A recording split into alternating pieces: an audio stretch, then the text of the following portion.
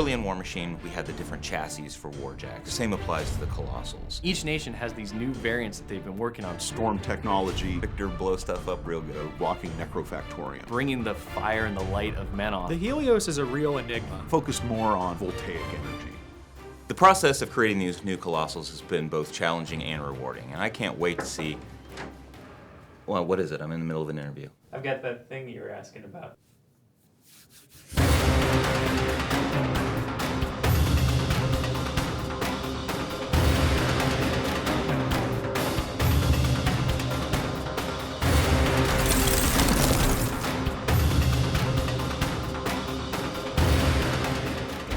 When we last left Horlock Doomshaper in Exogens, he was heading into the Skirov Mountains in search of new Mountain Kings.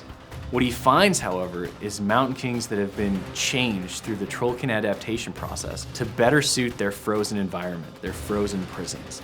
And these are the Glacier Kings. We had a number of pose sketches for this guy, but what we've ended up settling on is actually a throwback to the very first Dire Troll Mauler. So sort of that lunging forward, open hand, snarling and growling aspect that really embodies the trolls. The Glacier King is themed around winter.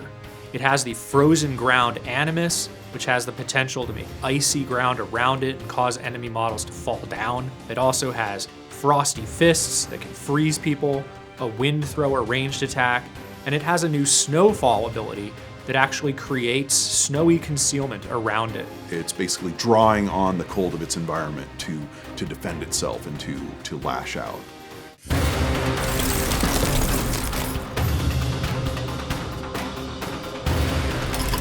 Being just an embodiment of the storm itself, the Storm Raptor is Kruger's best friend. This thing exudes lightning like nobody's business, and it does amazing things in terms of just generating power around it. The Storm Raptor is also the fastest Gargantuan to date.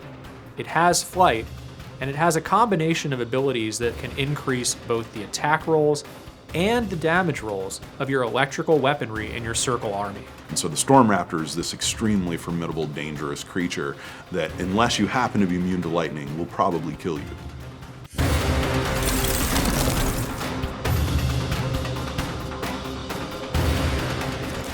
With the Archangel, Everblight was clearly trying to create a graceful, elegant design, to create a dragon spawn that resembled the dragons themselves in all their majesty.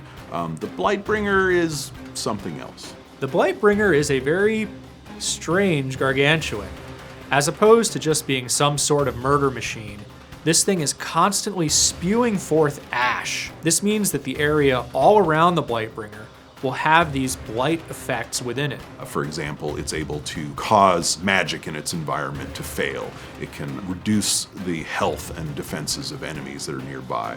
It creates ash that can conceal friendlies from their foes. And so the Lightbringer is a way to augment the armies of Everblight.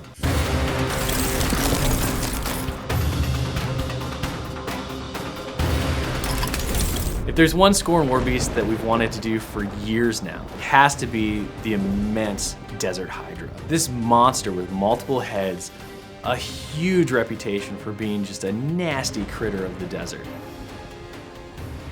We worked our asses off to pull out all the stops on not just designing this thing, but actually the sculpting and the engineering of it, because it's a very technical piece. It has lots of detailed elements. The Desert Hydra is an extremely formidable creature. It can spit venom. Even if you can evade one head, there's 4 more coming for you. These creatures can only be subdued with huge teams. Many players are already familiar with the ability Multiple Heads because of a character Warbeast in Legion named Typhon.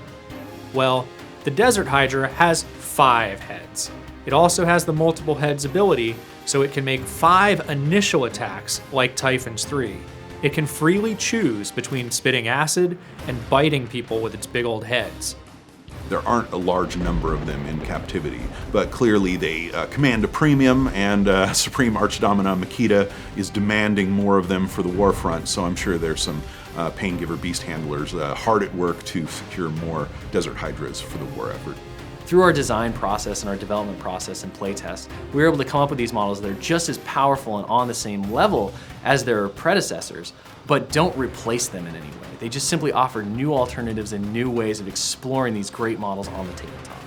It will be interesting to see how the War Machine and Hordes landscape shifts around these new Colossals and Gargantuans. There's a lot of interesting new armies and strategies that will adapt to meet the challenge.